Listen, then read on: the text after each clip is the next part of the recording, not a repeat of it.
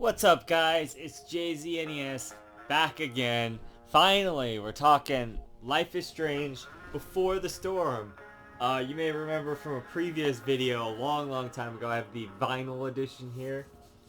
My little Rachel Amber and Chloe Price figurines. Can't remember those. Also from the Gal Gun review. And also, I have this, which comes in here, but also I just have an extra one of these. And I don't have the actual game to like set up here, other than a sealed copy, which I think is just a sealed version of that. Yeah, actually, so I can't even get at the game because it's a sealed version of the thing that I already have. So I want to keep that sealed. So I don't have like a game to display. I could have put one of these up there, but I didn't. You know, you got this and all that. I unboxed this in a whole different video, so if you want to see that, go watch that old school JZNES from like 2017 or whatever when this first got here. And man, it has been a long time, since Life is Strange Before the Storm came out. I believe it was 2017 or 2016 when they started releasing these, and it was probably like 2018 or some shit by the time they got done with episode 3. It took forever.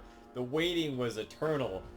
First of all, when me and Banana like set out to play this, I'm like, shit, do I even have like these episodes? Because I gave my physical copy that was in this version to my friend Jameson. Turns out, obviously, I had all the episodes because I downloaded them as they came out. Why would I not have all the episodes? The physical versions came out like way later on, and I played them as they came out. And so I have this memory or this experience of sorts of having to speculate about all these episodes and whatnot, and I was there for the hype, man.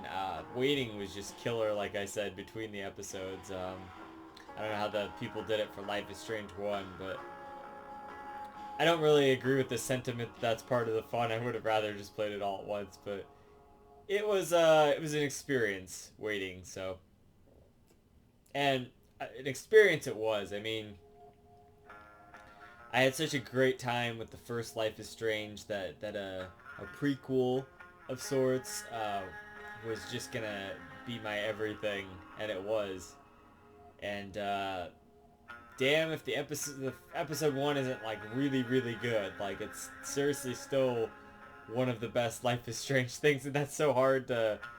One of the tightest like Life is Strange episodes, episode 1 of this game. I think episode 1 of Life is Strange is kind of slow in compared to this episode 1. They really just get into the action. So you start off,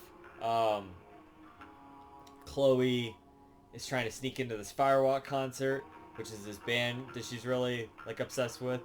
And so you find out about this new argument system. It's kind of the main mechanic that replaces the time reversing powers or whatnot, is this like argument system. So it's more just based on it's actually kind of timed, unlike the previous game. I don't have Banana here with me, but his comment on that was, that's stupid. So I don't know if I necessarily agree with that. I did kind of think that back in the day, but I think now it's a nice deviation from the original game where you had all of the time in the world to think. It's a nice spin on that, you know, to where now you don't have all the time in the world to think, and it kind of reflects Chloe and her non-powers, and how she can't just really sit there and think about it like Max could and have all the time in the world. Chloe has to think of it on the spot because she's just human, and that's all there is to that, you know? Which I really appreciate. It kind of gives this big contrast between you playing as Chloe and you playing as Max in the original game. And I love how Chloe Price was the focus of this game. So I always thought that they should have done a third game where it was in between the events of Before the Storm and Life is Strange there, where he plays Rachel Amber. That way it kind of completes the whole 3 characters there, but they didn't do that, and they're probably never going to do that. So, yeah. Actually, this is a kind of a relevant review because Before the Storm and Life is Strange 1 are getting remastered for all the new systems there. So that's pretty cool. Or the newer, I don't know, the previous generation, whatever you want to call it. I guess I suppose they're coming out on the PS5 and that Xbox and whatever. But I don't really care about any of that. So, yeah, anyway, love Before the Storm, love the first episode. So, you're sneaking in this Firewalk concert, you get this first sense of this argument system, which basically you have like 3 strikes in a lot of cases, or a lot of times you just have 1 strike, but you have to get 3 strikes against the opponent. The first one is very generous. You have a lot of strikes against you, but later on, you have like 1 strike and you're just done for most of the time. So it's really tricky, and you really have to know what you're doing. And the only thing that can help you is that keywords kind of stand out to you, and then keywords from the previous statement will be in the answer. So you kind of have to know to choose that as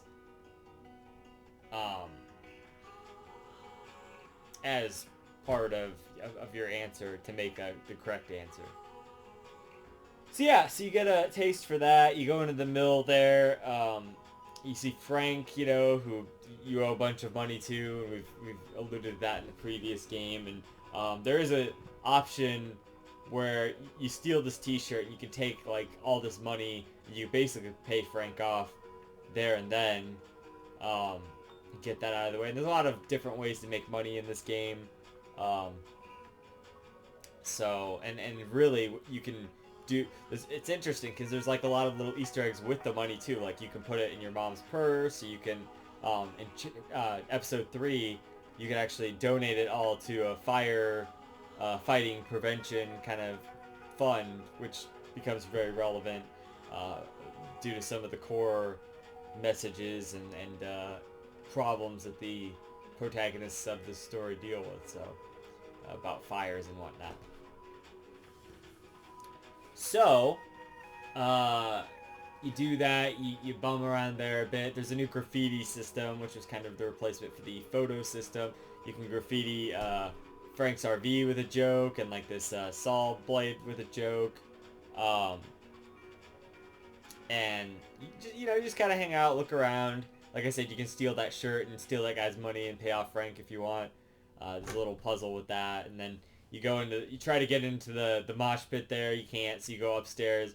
And then you accidentally spill this guy's beer, so he comes after you and tries to fight you.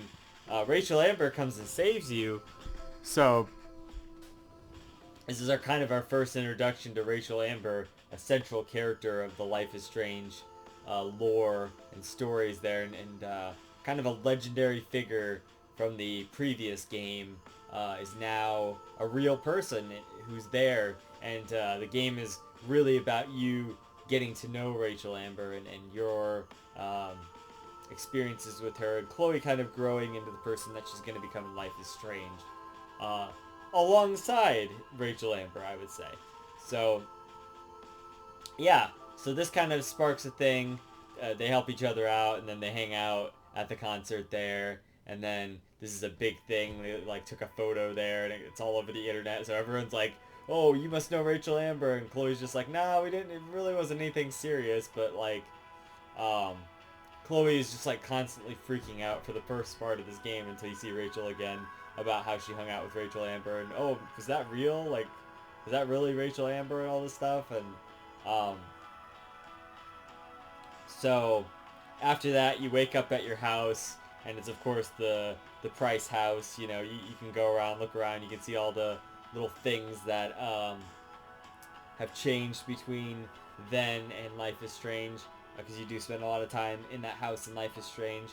There's a little mission where your mom like wants you to get her purse and stuff. You see that she's like gonna sell her engagement ring, and you can bring that up later. And then like you have to find your phone. But yeah, so you just look around. There's a lot of mentions of David and how Chloe really hates David and all this stuff, and you're basically kind of an asshole for the first part. Chloe's really aggressive towards her mom, and especially when it comes to David. But there are options to where you can kind of steer it in a better light.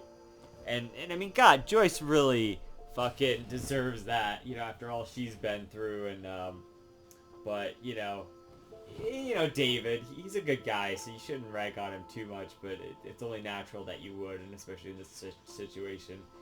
and he's kind of trying to take over the role of your father there, who had recently died, or not recently, it was like a few years before this game that he had died, but a lot of mentions of Max and how she left, and there's a whole journal thing where you can kind of read entries about how much Chloe hates Max for leaving and all this stuff. A lot of implications to Chloe and her true sexuality there, the whole lesbian thing. She talks about the girl from Blade Runner in there, and how she found her attractive or whatever, and she's trying to like regress that those kind of feelings. But later on, there's kind of, if you make the right dialogue options, which you should, in my opinion, this is how the canon lore would go, to kind of romance Rachel Amber there. You can definitely, not exaggerate, you can bring out those feelings and get Chloe to admit that to herself or whatnot. So that's cool. Yeah, and there was implications of that in the original game, but it's kind of nice to see her figuring all that out and that being part of her story. I think that's important to a lot of people, and it's an important story to tell. So yeah, a lot of little details like that you get all over the place in typical Life is Strange stuff where you just look around and you find all sorts of details and whatnot. Then your mom talks to you. Like I said, you can be kind of aggressive towards her, or you can just kind of try to be calm and apologize and that kind of stuff. She asks you kind of like where you were last night. You can tell her, there's a way you can make up excuses and stuff or whatever, and then she says how David's gonna drive you to school and all this stuff, and they really just have kind of a good talking about where Chloe's at in this moment, how she's kind of a rebel and how she's kind of not doing great in school and this and that. Really kind of catches you up perfectly, and it feels natural to catching you up on where Chloe is at this point in her life. So yeah, that feels good. Then you have to help David fix his car quickly. You just basically go and grab some tools or whatever. But he actually is a tiny tool himself as well. No, I'm just kidding. That is part of it. And you can kind of choose to, he like puts out for a fist bump, and you can kind of choose to like turn him down or go for it, and make a connection there. You can choose to back talk him when he gives you the ride, or just like, or just, kind of listen to him and stuff, and that's the more respectable way to do it. I'm actually kind of surprised that's what Banana did, was listen to him and whatnot. But anyway you do it, Chloe's kind of still addicted to David.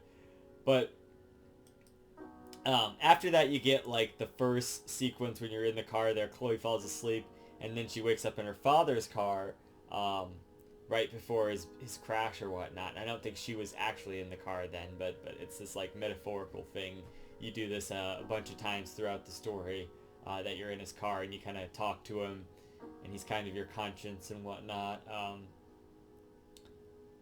I think that's kind of the implication, but also Life is Strange is very much based on these powers and whatnot, so there could also be a good argument for this being the ghost of your father or something, trying to sort of lead you in the right direction. But a lot of people like to think it was Chloe's conscience kind of trying to create something to fill in for her father, and also trying to lead her in the right direction there. So yeah, so you have this kind of heart-to-heart moment with him, and then he crashes the car, and it's like kind of traumatic, and then you wake up, and David kind of says, oh, you're gonna be late for school or whatever, and you got this text message earlier from Steph while you're at the house, who's a new character in this game, who's actually a character in the latest Life is Strange game that's gonna come out after this, True Colors, which is funny because they just made an amphibia thing called True Colors, so I don't know what the deal with that is, but or like why that's so prominent lately. or whatever. Haven't seen Amphibia other than like the first like few episodes, but I just know about that because them and the Owl House fandoms are very, linked. I actually saw a picture of Luz and Amity dressed up as Ladybug and Cat Noir. I thought that was pretty cool. Friggin' awesome. Love that because that's my other fandom is Ladybug there. They're in the Owl House. So anyway, um,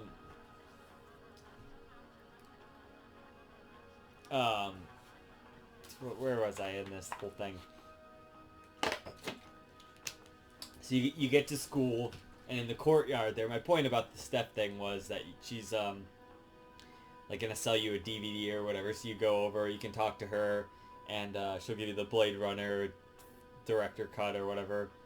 And you talk to her, and she's got this friend Mikey, and you can stay and do their D&D campaign, which is cool. It takes like 20 minutes or something, and you just literally go through a D&D campaign, which is pretty cool. Neat little inclusion there. I definitely liked that, and it really helps you bond and connect with those characters in a very unique way. I can't think of like any other game where, even like these kind of games where it's like, yeah, we're just gonna throw a miniaturized D&D campaign into this like a dialogue tree part of this game, and you get to make choices and stuff. It's pretty cool, pretty good. And there's even an argument system in there where you have to. It's really challenging because you make one false move and you're pretty much done. I think you get 2 hits on that one, but you still have to do 3 or 4 or whatever to make it work. So yeah, that's a lot of fun. That really bonds you to those characters. You can talk to Justin, the stoner kid. You talk to Elliot at the beginning. He kind of asks you to go to the Tempest, play with him. I don't think it really ends up mattering, other than the fact that, I guess spoilers or whatever, Elliot is kind of a creep, and I really wouldn't have wanted to put Chloe with him. But I think most people probably say yes to him because he seems unassuming. And if you found the tickets in the desk earlier, it shows that they had a previous relationship at some point. But maybe that should also be your symbol to not let that happen because it was a previous relationship. So, but whatever. That's up to the player to decide. So you can either accept that or turn that down. Oh, you could talk to God, what's her fucking name? The science teacher. And this time around, she doesn't have like a petition for you, but you can talk to Evan too, the photograph guy, and he has a petition about the fires that have been going on and whatnot. And you can either sign it seriously or sign it like some funny name or whatever. But he'll be really stoked if you sign it seriously. So that's nice. You can talk to what's her face, the girl who likes Nathan. I can't think of her name right now, because we didn't talk to her. Was the thing. My friend Banana just kind of went right for the cutscene.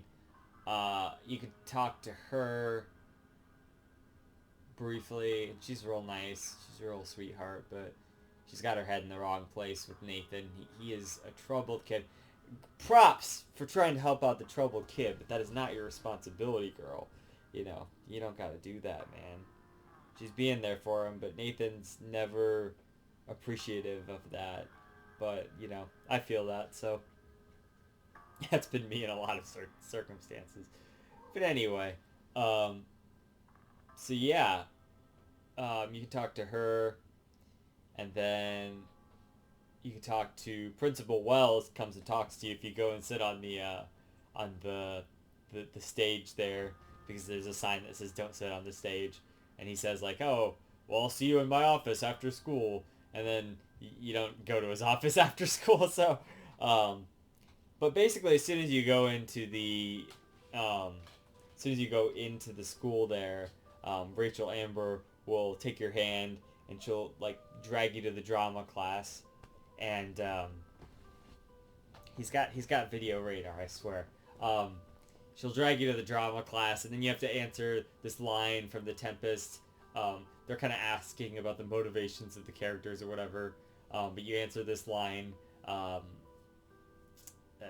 It's like you can either say you believe in love or not, kind of thing, which will kind of foreshadow something that Rachel Amber will, you know, she'll kind of, that's kind of something that she'll pick up on later on. So,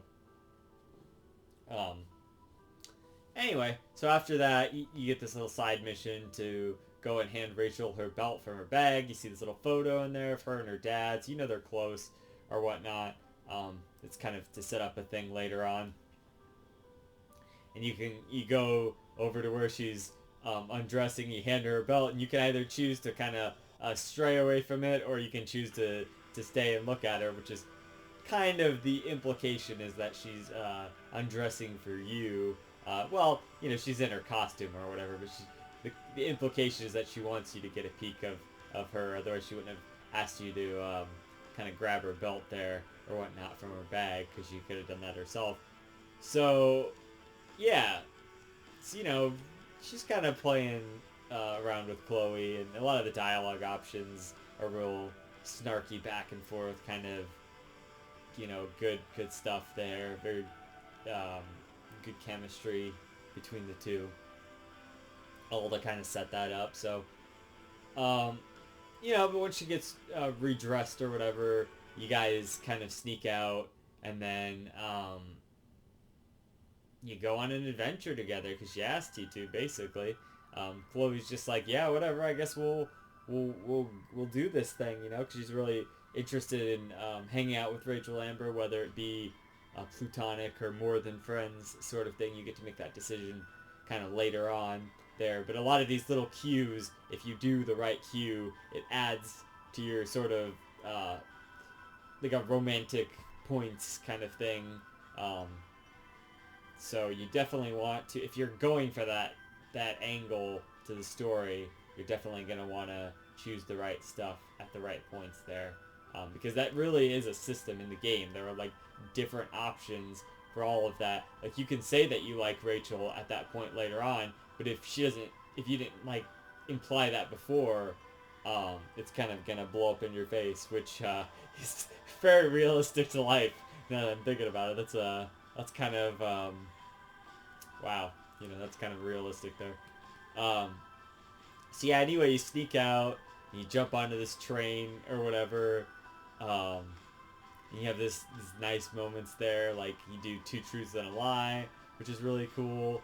And they talk about being honest with each other, which is nice. And then you have this great moment. It's really iconic, and I love it. Where God help me, someday I'd love to do this. Sit somewhere with a girl and just do the earphones thing, where you know you each have one and you listen to a song or whatever. You get to do that with Rachel. You can also choose to listen alone, but like, who the fuck's gonna do that, right?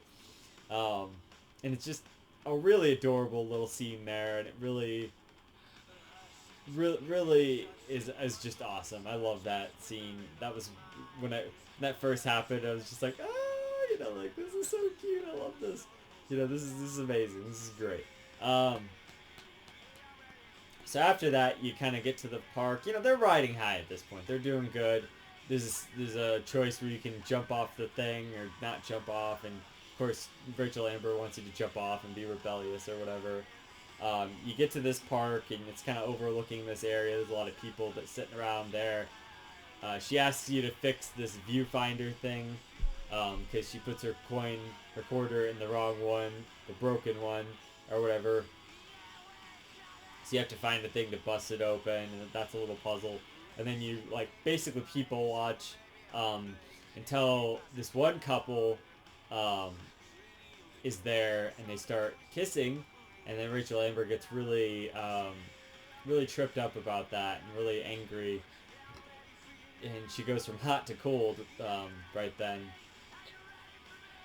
And she starts, Chloe notices this too, and she's like, oh, okay, what's happening here? You know, like, why... What did I do? So she's like, we gotta go find alcohol. You know, what kind of day sneaking out would it be without alcohol? And Chloe's just like, all right, yeah, cool, whatever. Like, let's go find some. So there's a argument puzzle where you have to like try to steal this alcohol from from this couple there. Um, and either way you do it, even if you don't win the argument, you just basically swipe it and run. So that's a thing. Um, then you do a nice little walk along the train tracks, and you feel like things are kind of picking up again. It's a nice little moment between her and Chloe, Rachel, that is. And but it kind of parallels Max and Chloe walking along the train tracks there, and I'm like, oh, this is nice. And they're even kind of headed to the same place, even though Chloe and Max were headed, I think, away from the junkyard. They're headed towards it. So they're, it's just kind of a nice little parallel there. So, but anyway, when you get to the junkyard, that's where stuff kind of starts getting bad again. Rachel's in some kind of mood. You just can't seem to break through to her, and she really just wants to be left alone, but Chloe's not leaving her alone. And Chloe's trying to entertain her and like smash stuff with like a baseball bat and stuff. And then Rachel just kind of gets angry. And this is where you can kind of just like be like, what's your problem? Like, God. And then she won't really get into it, but at a point she's about to leave, and Chloe's like, I don't want to fuck up like this good thing that's going, and that's when you can define their relationship, because Rachel's kind of like, what do you mean, what is this, and then you can kind of say like, hey, we're friends, or we're more than friends, like I feel this spark or whatever, and Rachel, you say that and you've done the right things to that point. Rachel will be like, yeah, I kind of feel a spark too, like this is intense, it's great, but I can't do this. And then she'll run off. Then Chloe gets really angry and pissed and starts just breaking shit. It's awesome because at that part, usually you'll have little dialogue options around the like, triangle, circle, square, X kind of buttons, but all of them are smashed, and I just think that's so indicative of how Chloe's feeling in that moment, how we're feeling as the player there. So she smashes a bunch of stuff. She eventually ends up finding her dad's old car that he crashed in, and she has this like kind of mental breakdown, and she goes into one of her little trances again, and her dad is like talking about, oh yeah, you made a friend with Rachel Amber, like is it a lover's quarrel or something to that effect. And you see Rachel next to this tree or whatever, and then she like catches on fire for some reason. I guess that's supposed to foreshadow the third episode, like hell is empty or something like that title.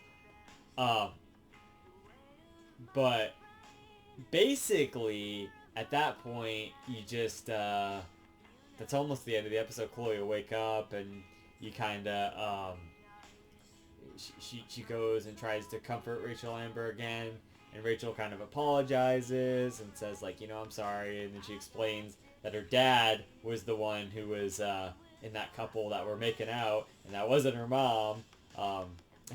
Spoilers.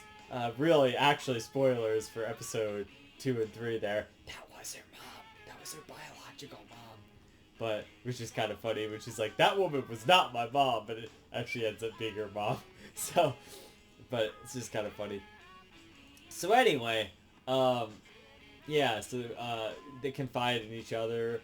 Rachel, apologizes to Chloe and says like, oh, I'm really sorry. I'm just really pissed off about that. And Chloe understands, and it's just really, they have a good moment there. And then Rachel burns that picture of them together on the mountain or whatever from earlier.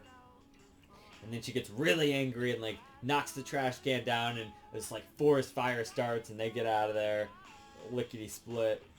That's like this whole message of the forest fires and whatnot is kind of starts there. And a lot of people at this point, because of when she yells, like the fire intensifies, and we're all that was the theory at first too, is like, man, does Rachel Amber have powers?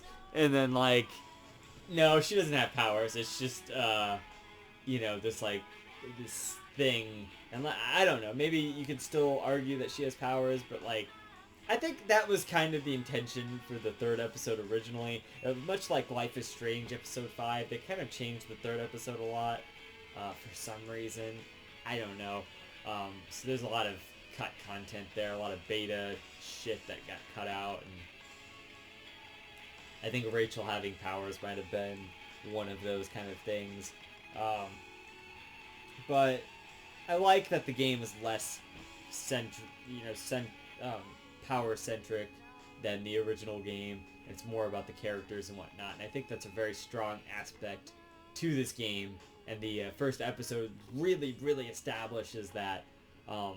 But yeah, basically then you just get some cuts to some other characters, and that's the end of the episode kind of thing.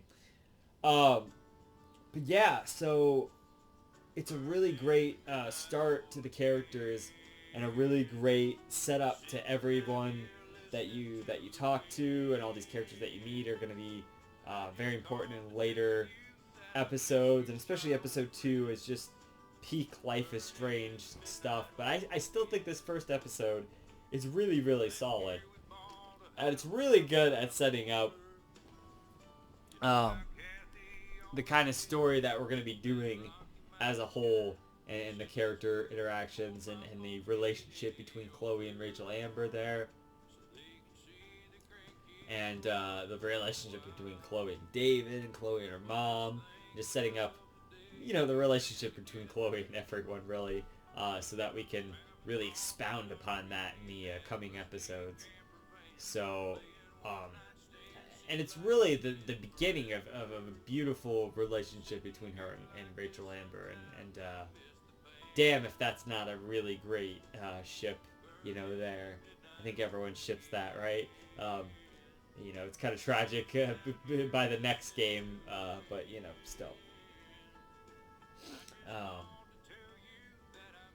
So, yeah. I really like all of that.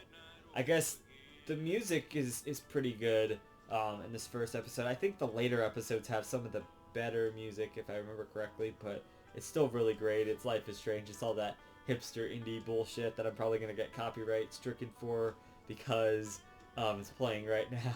And they got that. They did that same thing in the Alan Wake video, but I'm not making money off these anyways. I don't really give a shit.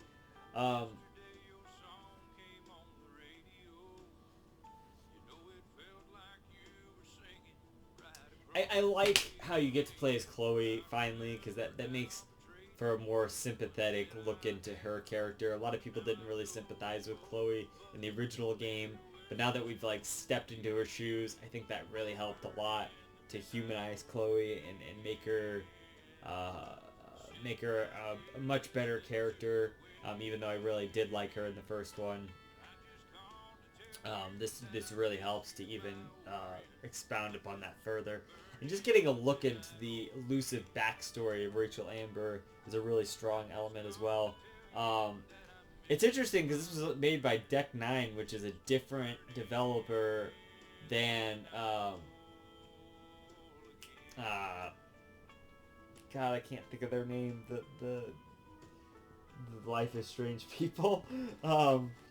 Don't Nod, a different developer than Don't Nod. I don't want to think of their name anymore because of Remember Me, but yeah, it's a different developer than Don't Nod. So, there's that. But I think that's okay. I think that's fine.